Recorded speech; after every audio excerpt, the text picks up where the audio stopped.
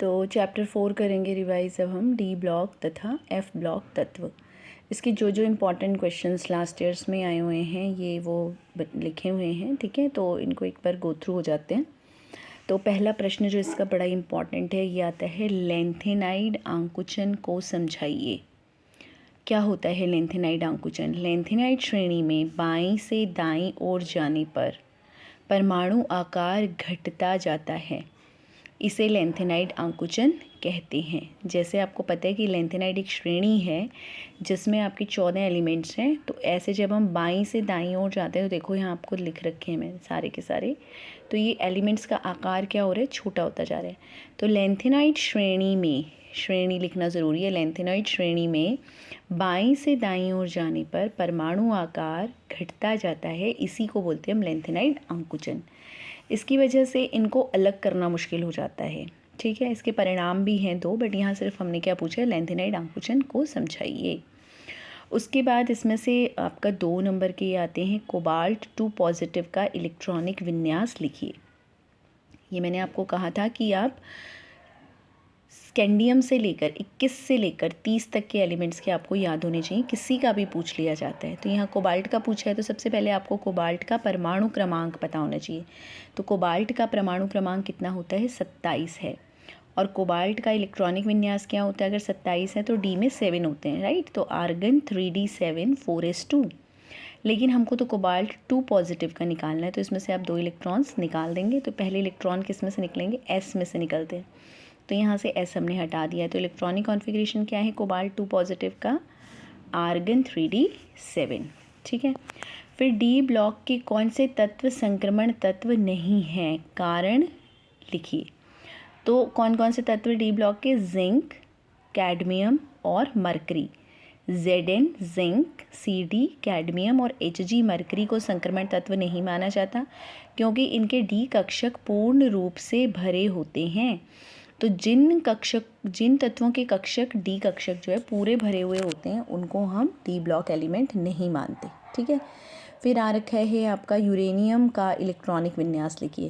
तो यूरेनियम का atomic number is given 92 आपको दिया हुआ है, ठीक है। तो ये आपका एफ ब्लॉक का है और ये एक्टिनाइड श्रेणी का है। तो एक्टिनाइड्स में आप कौन सी नोबेल गैस लेके चलते हो, रेडॉन 86 इसका एटॉमिक नंबर है, ठीक है। जब रेडॉन लेते हो तो आप 5F में भरते हो, फिर 6D आता है, फिर 7S आता है, 5F 6D 7S, 5F 6D 7S याद रखना है। तो अब सबसे सेकंड शेल में इलेक्ट्रॉन जा रहे हैं, लास्ट से सेकंड शेल में। तो ये देखो ये हो गया 86 होता है रेडॉन का, ठीक है।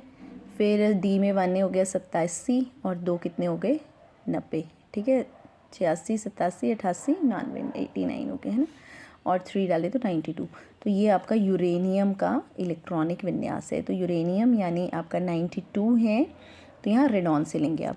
फिर लेंथेनॉइड तत्वों के अधिकांश आयन +3 ऑक्सीडेशन अवस्था दर्शाते हैं और इसमें ये अनुचुंबकीय होते हैं, क्यों? तो आपको पता है अनुचुंबकीय होने के लिए तो एक ही रीज़न है, कौन सा वाला, अयुग्मित इलेक्ट्रॉन। जहाँ भी आ जाए कि अनुचुंबकीय हैं, आपने एक ही कारण देना है कि वहाँ पर क्या उपस्थित है, अयुग्मित इलेक्ट्रॉनों की उपस्थिति के कारण अनुचुंबकीय होते हैं। अनुचुंबकीय अयुग्मित इलेक्ट्रॉनों की उपस्थिति, बस इतना भी लिखेंगे, अयुग्मित इलेक्ट्रॉनों की उपस्थिति, आंसर मिल जाता है, मार्क्स मिल जाते हैं, ठीक है। उसके बाद है KMnO4 की अम्लीय माध्यमिक अभिक्रिया लिखिए, ठीक है। तो ये हम लोग प्रैक्टिकल में भी करते हैं, मोहर लवण वाली ना।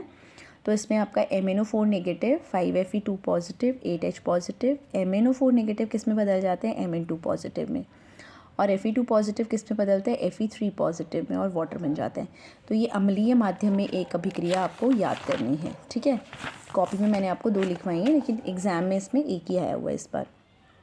उसके बाद इस बार इसके आने के चांसेस लग रहे हैं कि लेंथेनॉइड तथा एक्टिनॉइड में अंतर स्पष्ट कीजिए। तो बड़ा सिंपल सा डिफरेंस है इसका, लेंथेनॉइड तथा एक्टिनॉइड्स में अंतर। तो लेंथेनॉइड, पहले तो आप यही लिख सकते हैं कि लेंथेनॉइड श्रेणी जो है वो लेंथेनम से स्टार्ट होती है ना, और एक्टिनॉइड श्रेणी एक्टिनियम से स्टार्ट होती है। फिर है लेंथेनम में जो इलेक्ट्रॉन है वो किस में जुड़ते हैं, 4F में। लेंथेनॉइड श्रेणी में इलेक्ट्रॉन कहाँ एंटर करते हैं, 4F में, और एक्टिनॉइड श्रेणी में कहाँ एंटर करते हैं, 5F में, ठीक है। फिर है आपका इसका सामान्य इलेक्ट्रॉनिक विन्यास। अब अभी किया था हमने, लेंथेनॉइड्स में जो आप नोबेल गैस लेते हैं वो लेते हैं क्जीनॉन, Xe, ठीक है। फिर इसमें इलेक्ट्रॉन होता है 4f, 4, 5 और 6 होता है। आपको याद रखना 4, 5, 6। तो 4 के साथ आपको F लगाना है, 5 के साथ आपको D लगाना है और 6 के साथ S लगाना है, ठीक है। F में कहाँ से कहाँ तक इलेक्ट्रॉन भरे जा सकते हैं, 1 से 14। D में कहाँ से कहाँ तक भरे जा सकते हैं, 1 ही होता है इसमें, उसके बाद ये F में एंटर शुरू हो जाते हैं। और 6 में S में जो है वो 2 होते हैं। तो 4, 5, 6, ठीक है। और अगर हम इनके देखें, एक्टिनॉइड के देखें, तो यहाँ होता है 5, 6, 7। 5F श्रेणी में एंटर करता है ना, तो 5, 6, 7। तो 5F 1 to 14, 6D 0 to 1, 7S 2। अगर आप नोबल गैस नहीं भी लिखते तो भी चल जाता है, ठीक है। तीसरा डिफरेंस है कि ये लेंथेनॉइड जो छोटी ऑक्सीकरण संख्याएं दर्शाते हैं, जैसे +2, +3, +4, लेकिन ये बड़ी ऑक्सीकरण अवस्थाएं दर्शाते हैं। एक्टिनॉइड बड़े हैं भाई, एटॉमिक नंबर भी बड़ा है, तो ऑक्सीकरण अवस्था भी क्या होगी, इनकी ज़्यादा होगी। +3, +4, +5 तो दिखाते हैं, +6 भी दिखाते हैं, ठीक है। उसके बाद जो है ये रेडियो एक्टिव नहीं होते हैं, एक होता है सिर्फ इसमें से, है ना, प्रोमीथियम। लेकिन ये जो है ये सभी रेडियो एक्टिव होते हैं, इनमें सब में से रेडिएशंस निकलती रहती हैं। ये ऑक्सो धनायन बनाते हैं, नहीं बनाते हैं, और ये बनाते हैं, ये बड़े हैं, ये बनाते हैं, ये बड़े हैं, ये रेडियो एक्टिव हैं, ये बड़े हैं, इनकी ऑक्सीकरण संख्या बड़ी है, यहाँ पे भी बड़े बड़े नंबर हैं इसके कंपैरेटिवली। इसमें 5F में जुड़ता है, इसमें 4F में जुड़ता है। सो ये डिफरेंस आप अच्छी तरह से कर लेंगे, ठीक है।